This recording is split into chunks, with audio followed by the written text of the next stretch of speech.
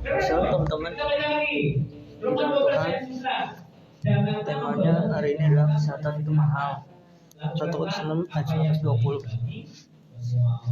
Kita buka 1 Korintus 6 ayat 19-20. Ini 1 Korintus 6. Oke, saudara kita semua diberikan dengan firman Tuhan. Atau tidak tahukah bahwa kamu tubuhmu ada bait Roh Kudus yang diam di dalam kamu? Roh Kudus kamu mulai hidup dan memberikan kamu bukan milik kamu sendiri. Sebab kamu telah dibeli dan kamu telah dibayar lunas. Ada menggunakan alat dan jadi kehidupan di dalam kehidupan kita, bahwa kesehatan itu mahal di dalam hidup kita. Tema hari ini adalah saya ambil kesehatan itu mahal. Artinya ketika kita menjaga kesehatan kita di dalam hidup kita, seringkali kita orang terdekat tidak bisa jatuh sakit. Kenapa? Sering kita sakit. Kenapa? Karena kita tak sadar kita tidak bisa menjaga kesehatan. Tetapi mulai tahun ini kita harus menjaga kesehatan kita supaya kesehatan itu biar bagus. Apa ciri orang menjaga kesehatan? Yang pertama, kita harus menghargai hidup kita sebagai pemberian Allah. Apa tujuannya? Yang pertama, kita harus menghargai hidup, ada pemberian Allah. Bahwa kehidupan kita adalah pemberian Tuhan. Amin. Bahwa kita harus hargai kesehatan kita untuk melayani Tuhan. Tidak semuanya tidak, karena kesehatan itu bukan milik kita, tapi milik titipan dari Tuhan. Artinya kita harus jaga. Itu yang pertama.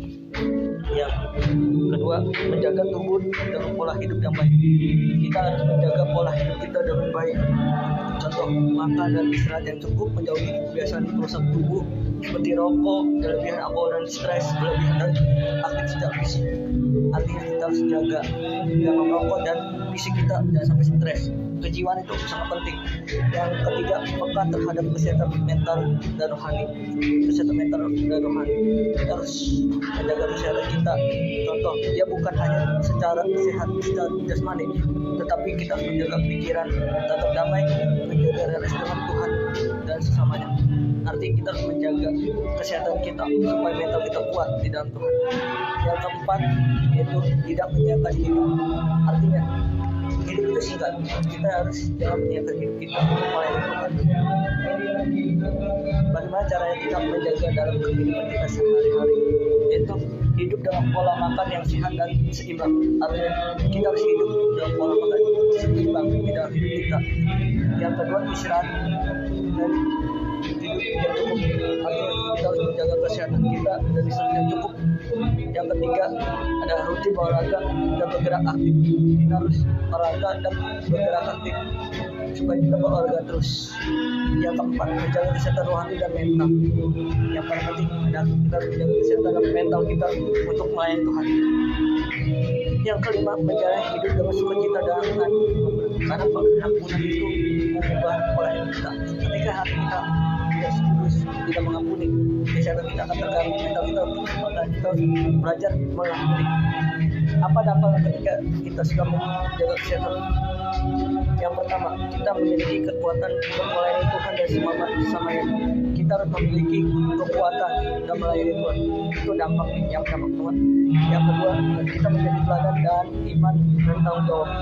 Ketika kita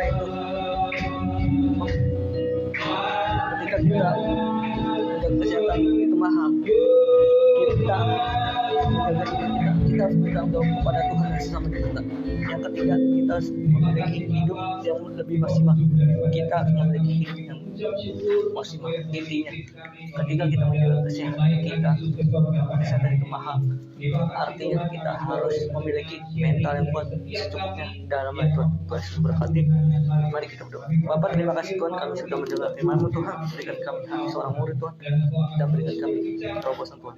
Berkati gereja GBI Bandung Tuhan, Kau berkati Tuhan. Dalam nama Yesus Tuhan. Ya, sorry ya, saya lagi ibadah teman.